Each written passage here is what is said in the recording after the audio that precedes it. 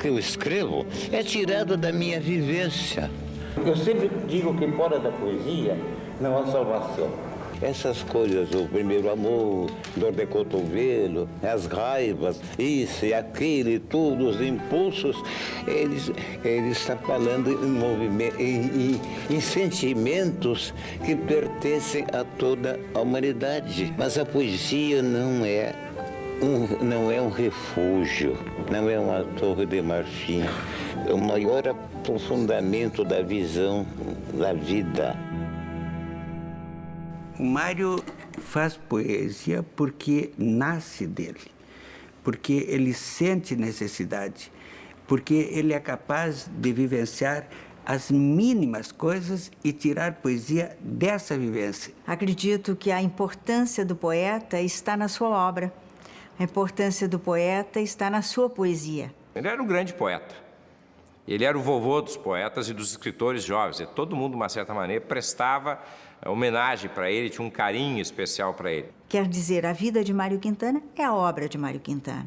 O poeta é aquele que diz o que todos podiam dizer, mas não disseram. No retrato que me faço, traço a traço, às vezes me pinto nuvem, às vezes me pinto árvore, às vezes me pinto coisas de que nem há mais lembrança, ou coisas que não existem, mas que um dia existirão.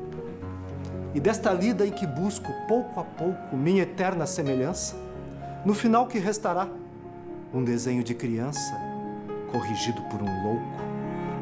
Mário Quintana nasceu no Alegrete em 30 de julho de 1906.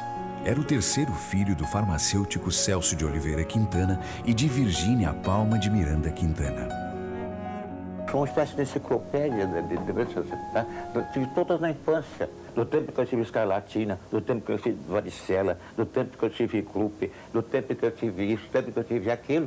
Mas, quer dizer que eu continuei vivendo de teimoso. Mas parece que isso foi bom porque eu fiquei vacinado. O Mário foi uma criança doente, prematuro, doente, era o menino azul, era tão branco, segundo ele, que as veias se mostravam, então ele era, ele próprio se dizia num poema dele, o menino azul. Essa minha teimosia de viver vem também de que eu nasci em pleno inverno, fazia 1 grau abaixo de zero lá em Alegrete. E eu nasci pelado, como todo mundo, de maneira que já fiquei, né, aguentei aquele frio todo, não é? Então ele foi sempre uma criança que não pôde brincar, também ele dizia no texto dele, que ele não podia brincar, que os pais não permitiam, ele foi criado muito recluso. Eu não gostava que dissesse que eu tinha nascido de 7 meses, porque eu achava que não estava pronto. A casa em que eu nasci, por exemplo, era de espaço bastante, quintal, corredores, tocas, porões. Agora, as crianças que são de apartamento. A gente sente saudade de uma espécie de paraíso perdido, mas talvez não seja tão boa assim. A gente que inventa a infância, eu acho que a infância é uma invenção do adulto. Eu fui um menino por trás de uma vidraça, um menino de aquário. Via o mundo passar como numa tela cinematográfica, mas que repetia sempre as mesmas cenas, as mesmas personagens. Aos 12 anos de idade, Mário Quintana chegou a Porto Alegre para estudar no Colégio Militar. Mas o Colégio Militar, era um colégio muito bom, tinha muitos bons professores. E a gente não era obrigado a seguir o curso. Botávamos lá as crianças, as que eram muito agarradas na saia da mamãe, para virar mais homenzinho. E a gente ficava entregue aos sargentos. E a gente sabe que os sargentos não têm o mínimo instinto maternal, não é? É isso. Comecei a fazer versos. Não sei se eram bons, era quando eu via alguma coisa que não servia para conversar com todo mundo. Por exemplo, uma mancha no muro, pôr de sol. Como é que eu ia botar isso na conversa comum? Eu não tinha que ia fazer aquele mau julgamento. Então, eu cheguei à conclusão que tudo que não é fofoca é poesia. Né? A poesia do Mário é a sua ligação com a realidade e a sua ligação com a vida, e diria mais, ligação com a própria vida pessoal do Mário. O fato de ser singular, o fato de ser um lírico com humor, o que é muito raro, o fato de ser um poeta consciente da arte poética, com domínio integral dos recursos da poética, sobretudo o fato de ter sido muitos, sendo ele mesmo. No colégio, eu só estudava português, francês e história. O resto passava na tangente, como passava, né? Então, uma vez que eu fui reprovado, né? Meu pai disse para mim, mas olha, já que não quer estudar, o que é que eu vou fazer? Mas virar vagabundo tu não viras, vem trabalhar na farmácia comigo. Então, eu fiquei 6 anos de prático de farmácia. O cuidado que eu tenho com as palavras é o cuidado que eu tinha na farmácia. Pensar exatamente. Eu, por exemplo, eu era especialista na limonada de citrato de magnésio. Se a gente começa a ler os poemas do Mário, ele não só se inspira nos pequenos anúncios de jornal, como ele dizia, mas ele se inspira em poetas, se inspira em autores, se inspira em almanaques, se inspira em enciclopédias. Naquele tempo, o poeta não era considerado. Antes de ser poeta, era um agravante. Né?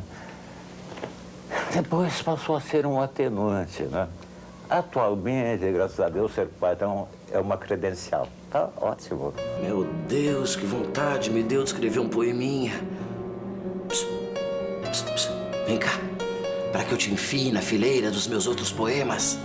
Em 1926, aos 20 anos e órfão de mãe, Quintana voltou a Porto Alegre para ficar. Um ano mais tarde, quando morreu seu pai, o jovem ainda procurava um rumo na vida. Porto Alegre era uma grande cidade pequena. E todo mundo se conhecia, se reunia, não é? Na década de 40, Porto Alegre tinha diversos cafés sentados, fumados, conversados, onde a gente pensava que estava salvando o mundo e tudo, mas era um mundo de troca de ideias. A trajetória de Mário Quintana na imprensa começou ainda nos anos 20, na Livraria do Globo e na redação do jornal O Estado do Rio Grande. Seus poemas logo apareceram publicados em jornais e revistas. Antes, Porto Alegre era uma grande cidade pequena, agora é uma pequena cidade grande. Ele vivia aquele mundo muito mais rico do que nós imaginamos. Não era um mundo só de piada, de brincadeira, não. Inclusive, o Mário, de vez em quando, dava uns mergulhos na profundidade do destino humano que me impressionava. Da vez primeira em que me assassinaram, perdi um jeito de sorrir que eu tinha. Depois de cada vez que me mataram, foram levando qualquer coisa. Da vez primeira em que me assassinaram, perdi um jeito de sorrir que eu tinha. Depois de cada vez que me mataram, foram levando qualquer coisa minha. O tema da morte, o tema da passagem do tempo, o tema da aparência da realidade, da aparência fugidia da realidade, são elementos absolutamente contemporâneos. Se você pega os grandes poetas europeus, norte-americanos, né, o grande tema é esse, um tema metafísico, inclusive, e um tema que inscreve o Mário como um dos grandes poetas do século XX, sem dúvida nenhuma. De volta a Porto Alegre, Mário Quintana foi trabalhar como tradutor na Livraria do Globo, convidado por Érico Veríssimo. Foi o início de uma grande amizade e de uma nova etapa na vida do poeta. Vamos ter agora, senhoras e senhores, a opinião do poeta Mário Quintana. Só tenho a dizer que dos livros que li nestes últimos anos, O Tempo e o Vento é das poucas coisas que o vento não levou. Mas nessa casa eu me lembro dele muitas vezes aqui nessa sala. Ele não era de falar muito, né? O pai também não era de falar muito, mas eles conviviam muito bem. O Tempo e o Vento eu fiz para o Érico Veríssimo. Para no dia do aniversário dele, ele tem um livro famoso, O Tempo e o Vento. Né? Quando ele fez 65 anos, eu fiz esse poema para ele com o título roubado do livro dele. Havia uma escada que parava de repente no ar. Havia uma porta que dava para não se sabia o quê. Havia um relógio onde a morte tricotava o tempo, mas havia um arroio correndo entre os dedos buliçosos dos pés e pássaros pousados na pauta dos fios do telégrafo e o vento que vinha desde o princípio do mundo, estava brincando com teus cabelos. Quintana, um bom leitor, Quintana, um excelente tradutor, convivendo com os melhores clássicos, como Proust, por exemplo, e, na verdade, sabendo como configurar a verdadeira poesia. Ficção. Tudo quanto se diz no teatro ou no romance tem a sua significação e consequência, o seu lugar, o seu propósito. Na vida, porém, se diz cada coisa. Sai-se com cada uma, seu moço. E tudo fica por isso mesmo. Parece que só na vida é que há ficção. Somente aos 34 anos, em 1940, por insistência dos amigos, Mário Quintana publicou o seu primeiro livro, A Rua dos Cataventos. Dorme, ruazinha. É tudo escuro. E os meus passos, quem é que pode ouvi-los? Dorme com teu sono sossegado e puro, com teus lampiões, com teus jardins tranquilos. Dorme. Não há ladrões, eu te asseguro. Nem guardas, para caso eu persegui-los. O Mário traz da velha escola a facilidade de fazer a rima, o ritmo, a rima interna, as aliterações, que é muito a marca dos primeiros poemas dele. O Mário estava indo remando contra a maré naquele momento, porque era o momento em que o soneto estava em desuso. E o Mário publica o seu primeiro livro com sonetos e faz um grande sucesso pela forma como ele apresenta o texto dele. Escrevo diante da janela aberta. É mostrar que existe poesia aqui, agora, nesse objeto. A própria vida do poeta ali está. O seu apreço ao coloquialismo, o seu apreço ao cotidiano, o seu apreço aos pequenos nadas, às velhas tias, o mundo da sua infância, o universo infantil que é preservado, está tudo ali. Ele não é um poeta que se interessa por buscar poesia nas palavras. Ele quer que as palavras sejam um papel celofane da poesia. Então querem saber, quando eu faço um poema de amor, quem é ela? Que bobagem. A gente faz um poema no ar, não é? Agora, e quem é ela? Olha que bobagem, não é? Senhora, eu vos amo tanto que até por vosso marido me dá um certo quebranto. Elas mudam, não. A poesia continua, não é? É como esses fios telegráficos. Um fio sempre tenso, onde vem para usar as andorinhas, não é? Às vezes, uma andorinha toda demora um pouco. Outra faz cocô e vai embora. Não? E assim por diante. E o fio sempre tenso, não tem nada a ver com as andorinhas. Não? E eu tenho a impressão, então, que o Mário sofreu um trauma muito grande que o afastou definitivamente de contatos pessoais e concretos e o jogou para os lados do platonismo, da imaginação romântica, que o levava a adorar as musas, desde Greta Garbo, Bruna Lombardi e a própria Cecília Meirelles, a quem ele dedica um belíssimo poema. São coisas meio oníricas, meio, digamos assim, emotivas. Eu queria trazer-te uns versos muito lindos. Trago-te estas mãos vazias, que vão tomando a forma do teu seio. Minhas poesias têm amor implícito, é mesmo como aqueles filmes que tem sexo implícito, e nas minhas poesias também tem sexo implícito, ora bolas. Mas, na realidade, o Mário passou a viver a sua vida de solteirão e a sua verdadeira noiva foi a poesia. Uma musa é sempre um ponto de partida e não um ponto de chegada. Todas as noites, o sono nos atira da beira de um cais. Todas as e noites, ficamos o sono repousando nos no atira fundo da do beira de um mar. cais. O mar onde tudo recomeça. E ficamos onde tudo repousando se no fundo refaz. do mar. Até que um dia nós criaremos asas Recomeça, e andaremos onde no tudo se ar refaz. como se anda em terra. Até que um dia nós criaremos asas e andaremos no ar como se anda em terra. O que predomina na poesia dele, no trabalho dele, é mais a singeleza, né? Coisa lírica. Ele, que é um lírico com humor, o que é raro dentro da poesia brasileira, um lírico que faz parte da família de Manuel Bandeira, faz parte da família de Cecília Meirelles, né? As poesias são sobre a vida, né? Porque a poesia não é evasão da vida, é uma visão mais aprofundada da vida. Fazer uma coisa muito lírica e na última linha ele dá uma virada, fica uma coisa mais ou menos irônica, né? É quase que uma maneira de diminuir o lirismo, né? Diminuir um pouco a poesia, voltar um pouco para a realidade de uma maneira irônica.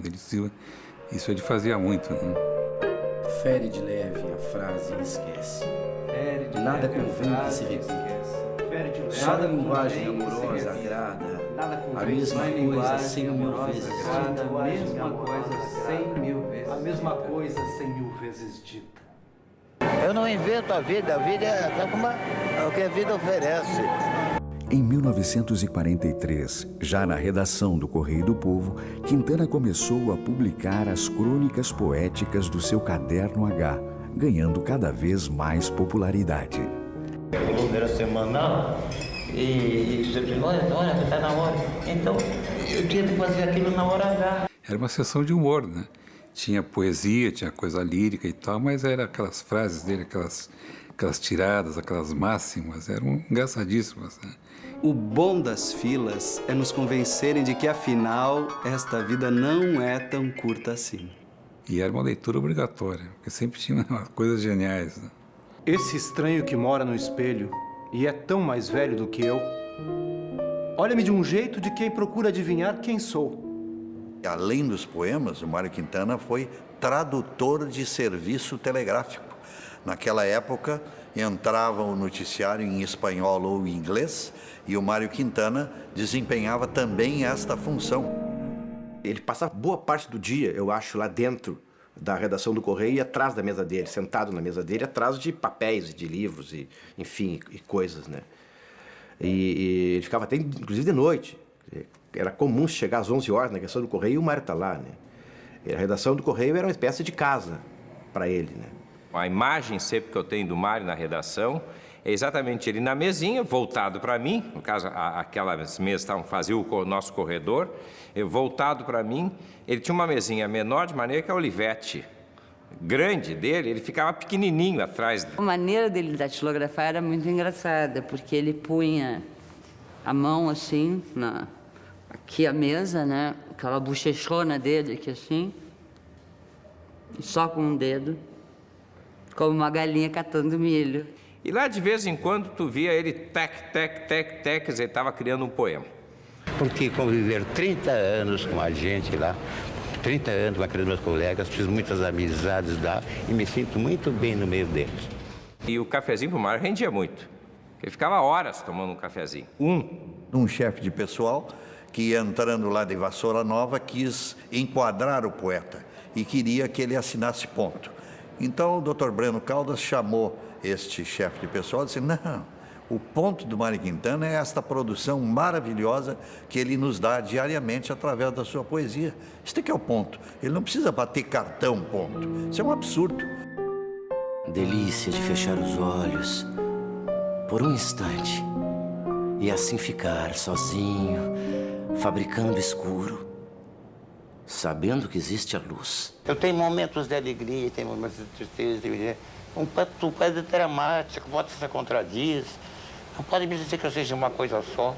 O pessoal do Caderno de Ensaio comentava muito a fase anterior, né? A fase do Mário ainda tradutor da Globo, o Mário notívago e o Mário, de repente, doente com cirrose, exatamente pelo problema do excesso de bebida. Quando eu conheci o Mário, ainda ele estava nessa fase. Era muito brabo, irritadiço.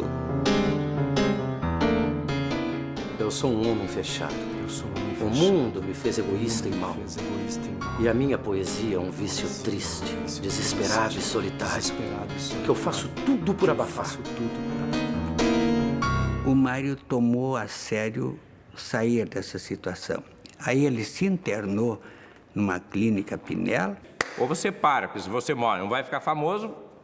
Realmente ele parou, né? E pelo menos nesse período todo que eu conheci ele na redação, eu nunca vi o Mário com qualquer problema de bebida. 5 anos depois, quando eu voltei da Europa, eu não conhecia mais o Mário. Fisicamente era outro, assim, alegre, disposto, bem-humorado, com aquelas suas risadas inesperadas que contagiavam a gente, né? Barzinho perdido na noite fria. Barzinho perdido Estrela e guia na turbação. Estrela e guia na turbação. E a caninha pura. Estrela e guia da mais pura água.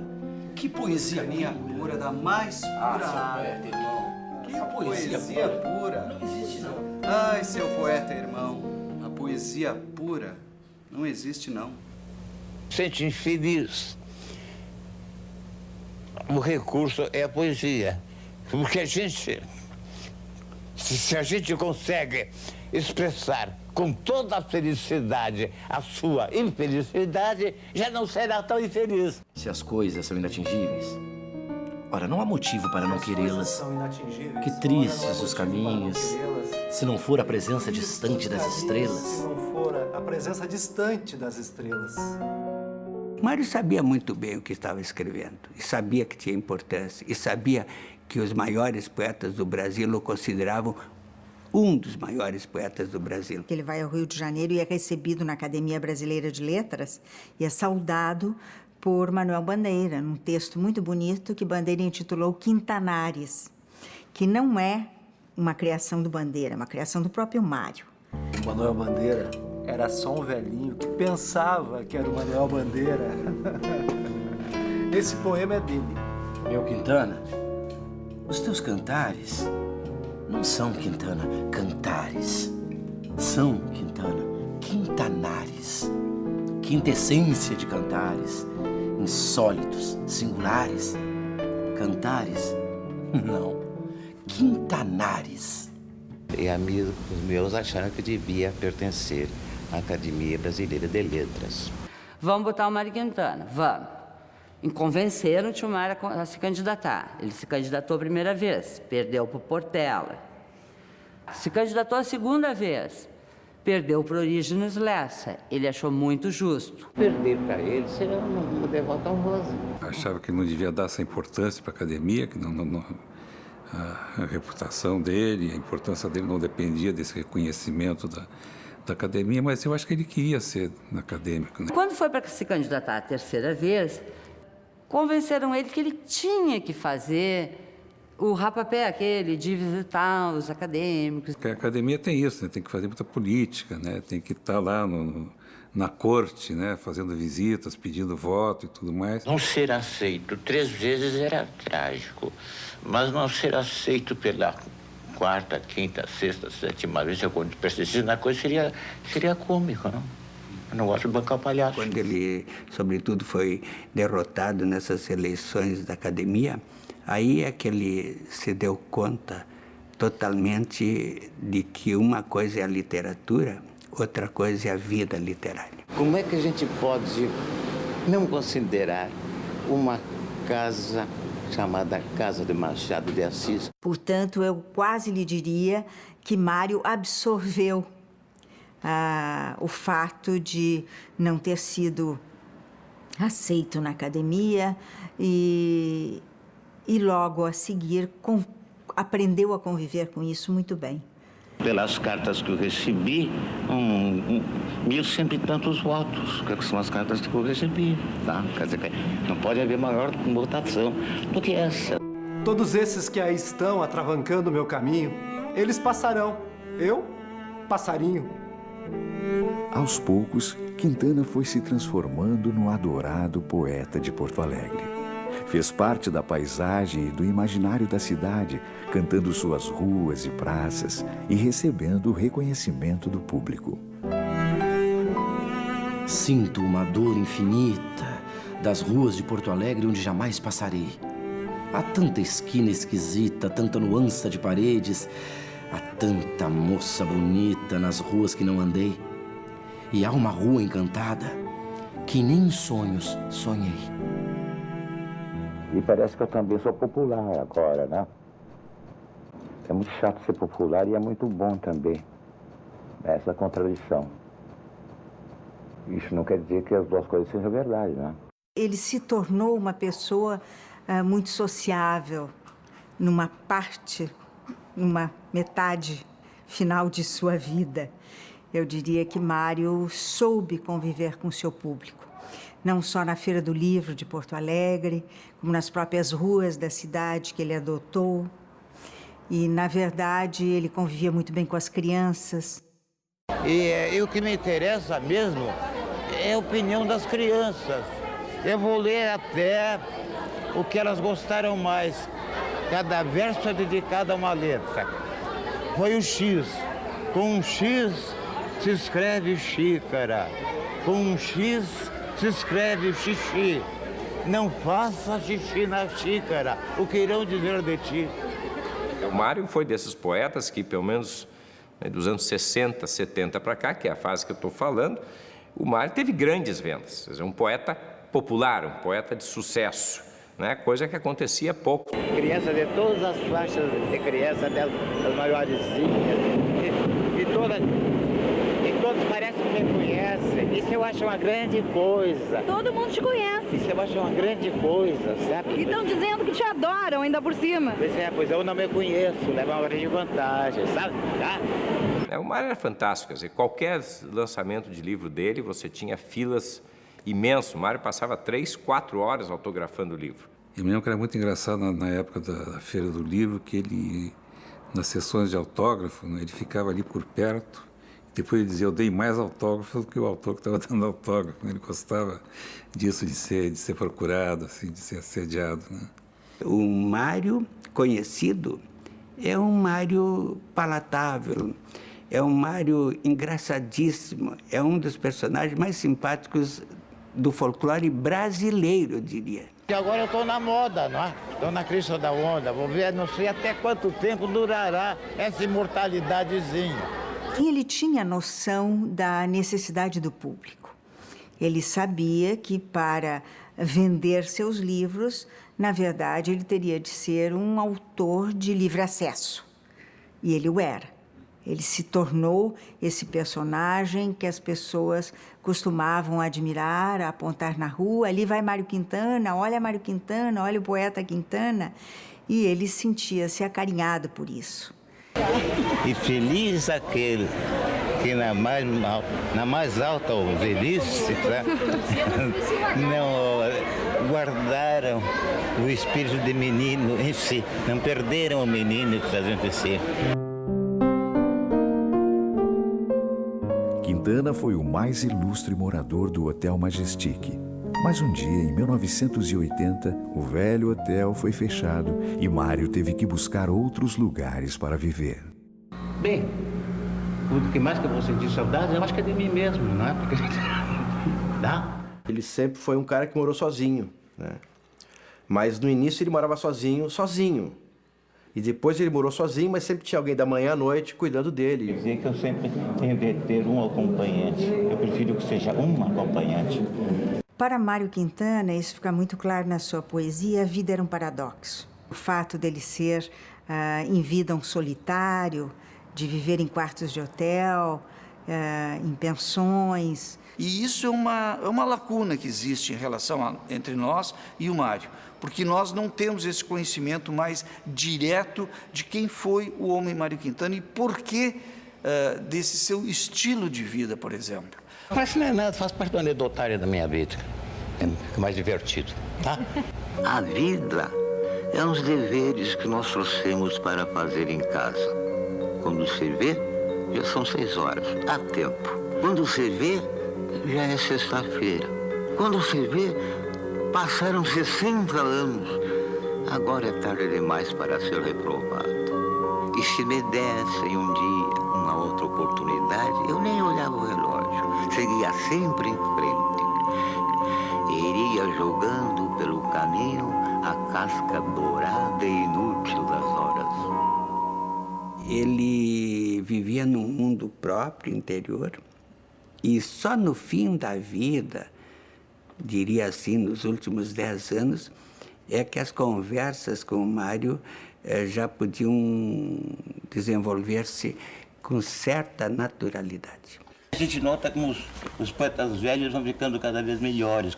Quando não podem mais procriar, começam a criar, não quer saber. Esse no espelho parece meu velho pai. Como pude ficarmos assim? Os poetas não envelhecem nunca, sabe? Porque eles vivem no outro espaço, não? É que a gente, em vez de viver no tempo, vive no plano da eternidade, modéstia à parte. É isso, não é? Em 1983, o antigo Hotel Majestic foi transformado na Casa de Cultura Mário Quintana para o orgulho do poeta. O único presente que ele queria era estimar ver a Casa de Cultura Mário Quintana concluída. E realmente, graças a Deus, ele conseguiu ver a casa concluída, porque em 90, quando nós inauguramos a casa e concluímos o trabalho na Casa de Cultura, ele estava vivo e ele participou da cerimônia. A multidão que estava ali na travessa, ela se abriu, ela formou um corredor, e o Mário atravessou debaixo de vivas, de papel picado, de aplausos, de gritos comemorativos. A poesia é de todos, e um agradecimento é a todos. Portanto, eu não me sinto vaidoso, mas me sinto muito orgulhoso. O Mário escreveu 15 livros de poesia e 5 livros de poemas para a infância. Paralelamente a isso, havia 14 antologias. Ele realmente teve um reconhecimento acadêmico também. Teve vários prêmios, doutor honoris causa da Universidade Federal do Rio Grande do Sul, da Pontifícia Universidade Católica, de outras universidades no Brasil. Eu cheguei a essa idade, não sei como. Eu acho que não foi por falta de biscoito. Eu nunca me cuidei. Mas espero que quando ficar caduco vocês tenham vontade de me avisar, não é?